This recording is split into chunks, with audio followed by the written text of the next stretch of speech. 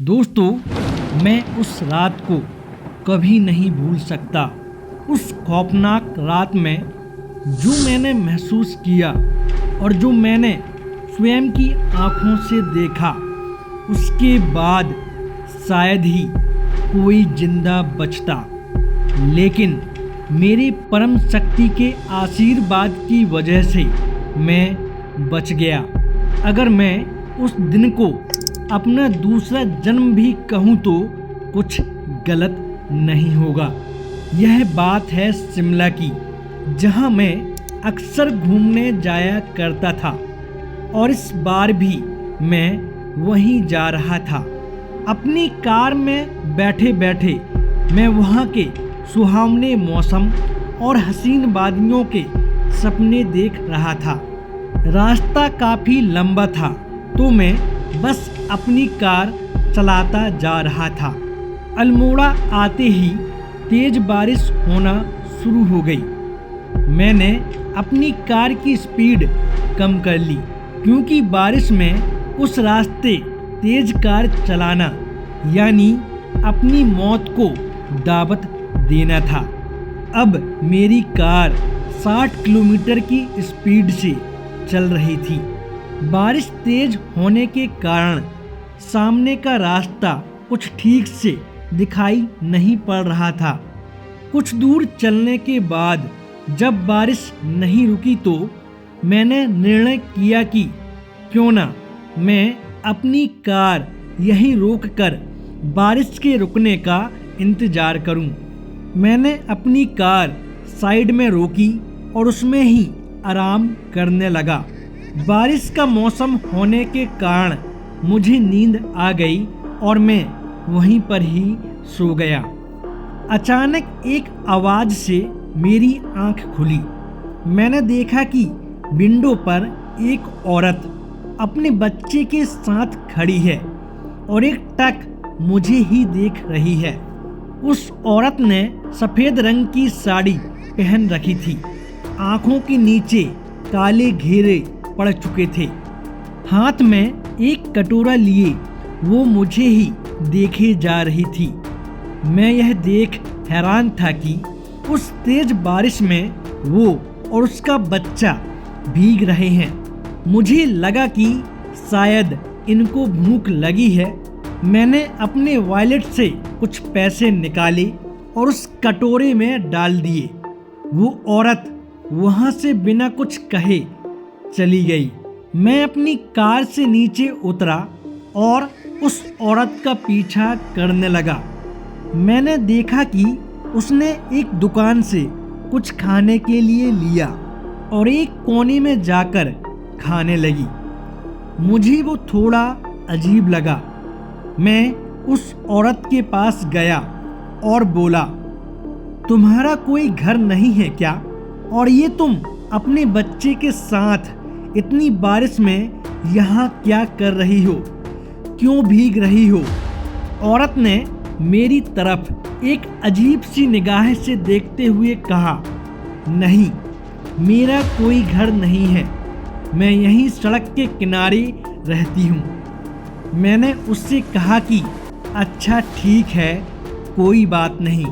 उसके बाद उस औरत ने फिर मुझसे पूछा, साहब, क्या आपकी गाड़ी खराब हो गई है? मैंने कहा, नहीं, बहुत तेज बारिश हो रही है, इसलिए और आगे जाने से अच्छा मैंने यहीं रुकने का फैसला किया है। औरत ने पूछा कि साहब, आपको कहाँ जाना है, मुझे बताइए। मैंने कहा, मुझे शिमला जाना है, लेकिन ये बारिश है कि रुकने का नाम नहीं ले रही। उस औरत ने कहा कि साहब, अगर आप मेरी बात माने तो एक कच्चे रास्ते से होकर आप जा सकते हो, जो सीधा शिमला की तरफ जाता है। मैंने हैरानी से पूछा, आखिर तुम्हें कैसे पता?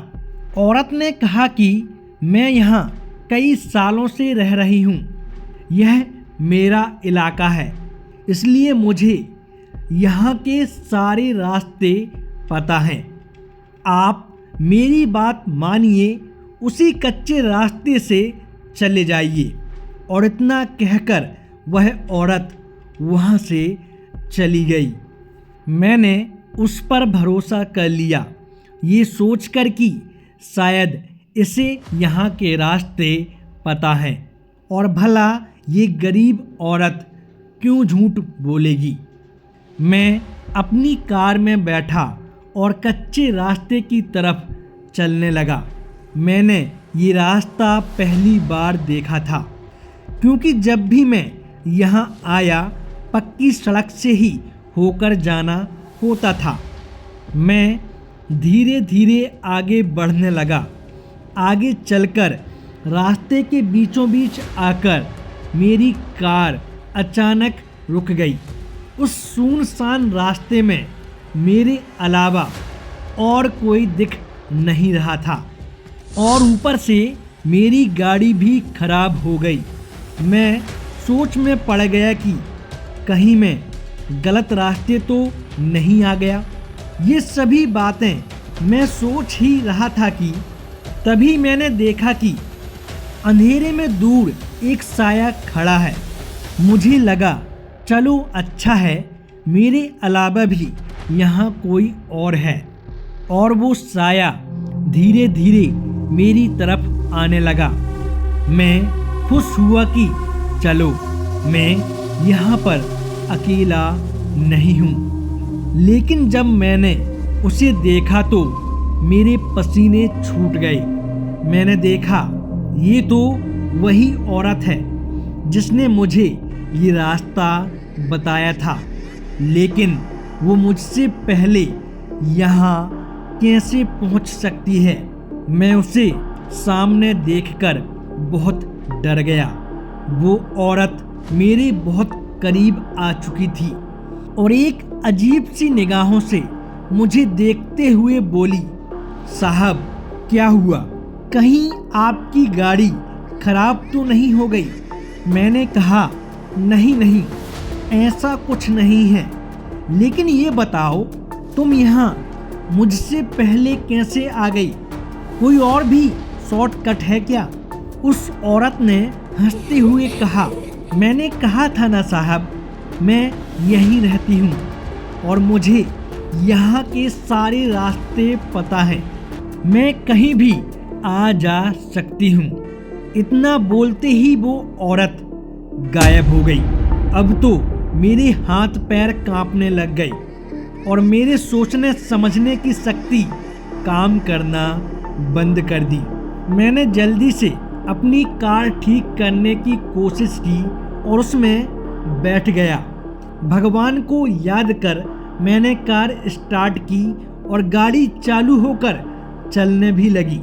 कुछ ही दूर चलने के बाद मेरे होश उड़ गए। मैंने अपने फ्रंट मिरर में बैक सीट पर उसी औरत को देखा। गाड़ी रोककर जैसे ही मैंने पीछे देखा, वहाँ कोई नहीं था। मुझे लगा शायद ये मेरा वहम है और फिर से मैं अपने रास्ते चल दिया। लेकिन ये क्या, इस बार तो वो औरत मेरे साइड वाली सीट पर ही आ गई और मुझे देखकर जोर जोर से हंसने लगी और उसने मुझ पर अचानक हमला भी कर दिया। लेकिन तुरंत ही वो चिल्लाकर पीछे हट गई। मुझे समझ नहीं आया कि ये क्या हुआ। फिर मुझे ध्यान आया कि मेरे गले में भगवान का तावीज है जो शायद मेरी रक्षा कर रहा है। उस औरत ने फिर से मुझ पे हमला किया और फिर से वो पीछे की ओर हट गई। मैं समझ गया कि इस तावीज से ही इसका अंत हो सकता है। मैंने जल्दी से अपना तावीज निकाला और उस औरत के गले में डाल दिया। वो औरत तड़पने चिल्लाने लगी और अचानक एकदम से गायब हो गई। इसके बाद मैंने बिना कोई सोच विचार किए जल्दी से अपनी गाड़ी स्टार्ट की और वापस रोड की तरफ आ गया। तब तक बारिश भी थम चुकी थी। मैंने रोड पर आने के बाद मुझे एक बाबा दिखाई दिए जिनकी उम्र लगभग 60 वर्ष की रही होगी। जब उनको मैंने ये सब वाकया बताया तो उन्होंने कहा कि किस्मत वाले हो बेटा जो तुम बच गए, वरना उस कच्चे रास्ते पर जो भी गया वह बचा नहीं है। मैंने पूछा, बाबा कौन है वो औरत और वह ऐसा क्यों करती है, उसके साथ क्या हुआ था? बाबा ने बताया, बेटा कई साल पहले उसी रास्ते पर उस औरत का एक्सीडेंट हो गया था जिसके चलते उसकी मौत हो गई थी।